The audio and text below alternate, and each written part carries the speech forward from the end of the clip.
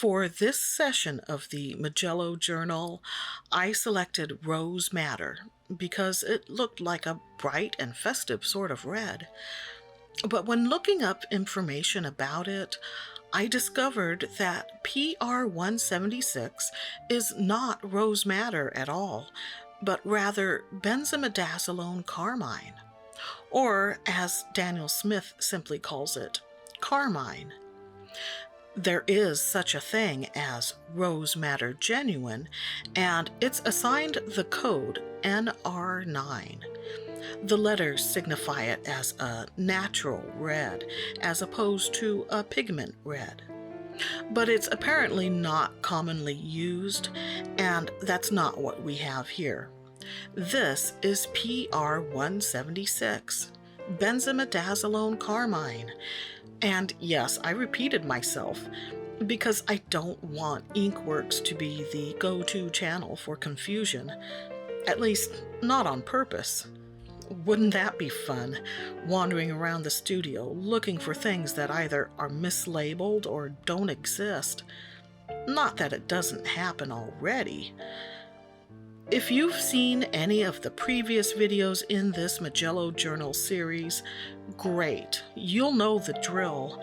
And if you're a new viewer, well, go and watch all 6 of the previous installments to catch up.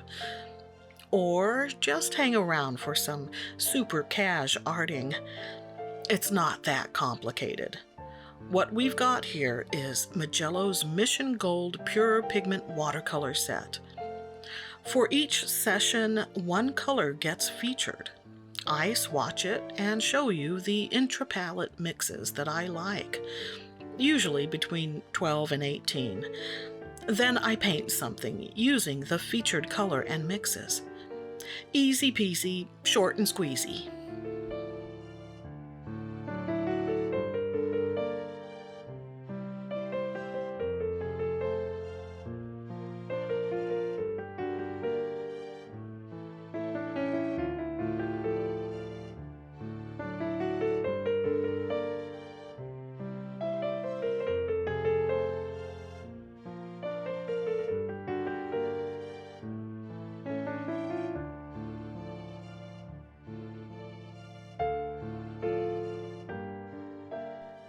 You might be wondering why I chose so many similar reddish mixes, and I'm wondering the same thing actually.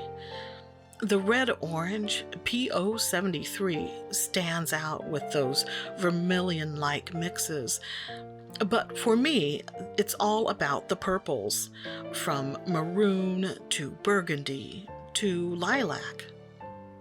Something surprising was the bamboo green.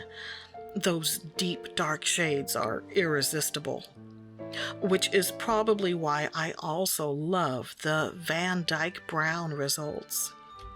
Okay, I have something I want to share about the Van Dyke brown color name, but it's a bit off tangent. So I'll save it for later in the video when you've forgotten all about it, and it'll feel like a weird Van Dyke brown ambush. To finish this page, I glazed the upper left swatch with a second partial layer. All of those shades of red make me think of fresh, ripened fruit, such as apples, pomegranates, cranberries, raspberries, and cherries, but mostly strawberries. And that's odd because I much prefer cranberries and cherries to strawberries. But it may have a lot to do with the fact that I've recently watched part of the Get Back documentary and now have Strawberry Fields Forever on my mind. If I were pressed to choose one favorite Beatles song, it would probably be that one. I was born in 1968. That makes me Generation X. Growing up, I had access to all the Beatles records, so as I watched Get Back, I was feeling a little been there, done that. But the other night, while watching YouTube, I fell down the Beatles reaction video rabbit hole. Look, I don't know how genuine those listening to the Beatles for the first time things are, but I gotta admit, it's super satisfying to see people discovering them. And if it is disingenuous, well, it still encourages others to explore art. To me, there's no such thing as too many people listening to the Beatles. That's right, I finally bought some masking fluid. This one is PBO's drawing gum. It's what's called a liquid frisket. A while ago, I was given a fine-tipped applicator, and I could have used it here, but I really wanted a broad line for this design, so I grabbed my number 2 snap brush instead. But don't freak out. I prepared it by rubbing soap into the bristles, so the gum could be easily removed afterward. And it worked. I mean, looking at the brush now, while recording this voiceover, I don't see any signs that the brush was used for frisket, which is fantastic, but a small part of me is disappointed. How cool would it have been to be able to show you guys some nasty, ratty bristles while going off about brush-destroying masking mediums? I could have even slapped "I used frisket for the first time, and then this happened" on the thumbnail and raked in the views. But PBO's drawing gum worked fine. There was no residue. It left a clean surface. No ill effects on the paper. No damage. All good. If I hadn't used the frisket, the yellow paint would have looked much different over the red magenta underpainting. Darker, probably, than I'd have wanted. I understand there's a tool you can buy, a sort of plastic stick intended for applying this sort of medium, but I didn't have one, so that's why I used one of my brushes. And the reason why I chose the PBO brand is because I saw Paul Clark use it in one of his videos last month.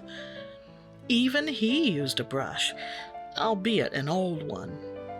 Hey, if it's good enough for Paul. And yes, I intend to try out my fine tip applicator in a future project.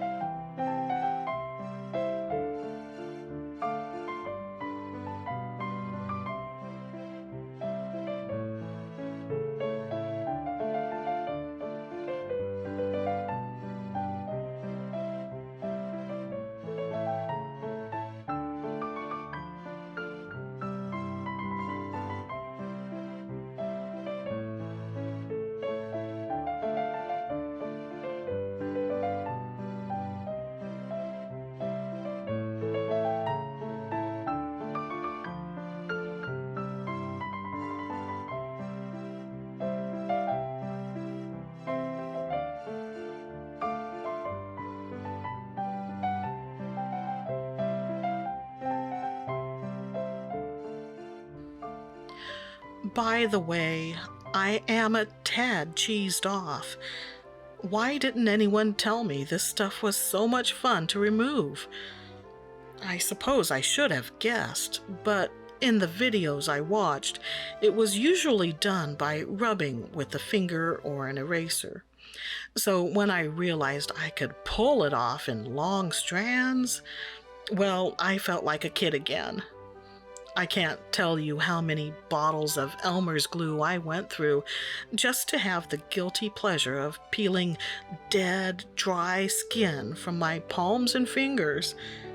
Come to think of it, my mother never asked who was using up all of the glue, so I'm positive she knew. I cut out the part where I held out the wad of frisket boogers on my fingers. Now I'm wishing I'd kept it in. YOLO.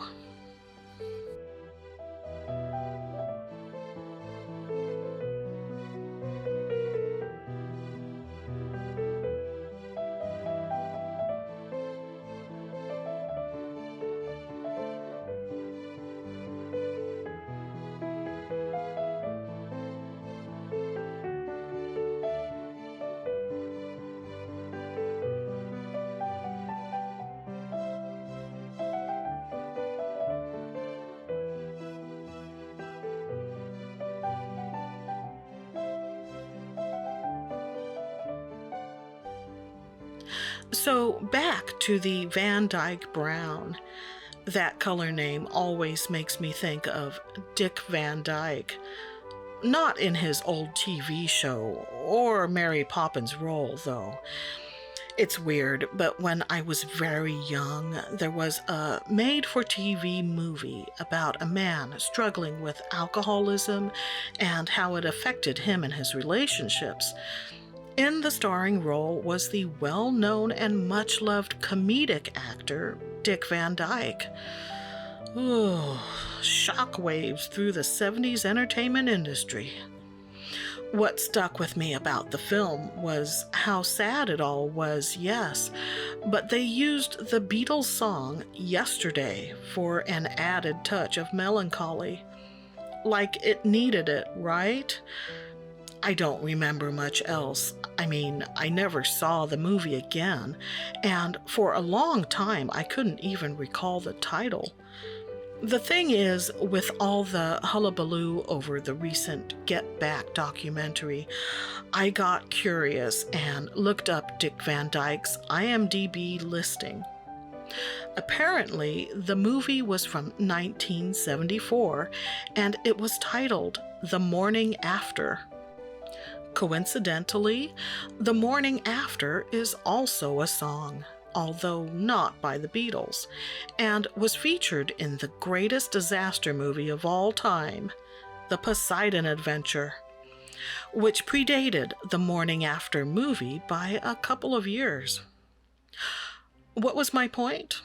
Ugh, all of that goes through my head every time I see Van Dyke Brown.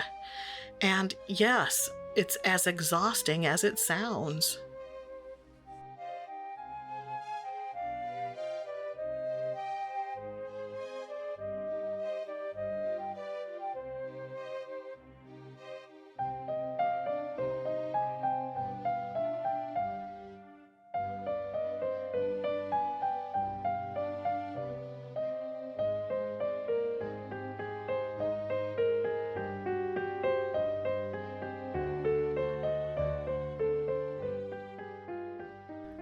I'm happy to share this arting experience.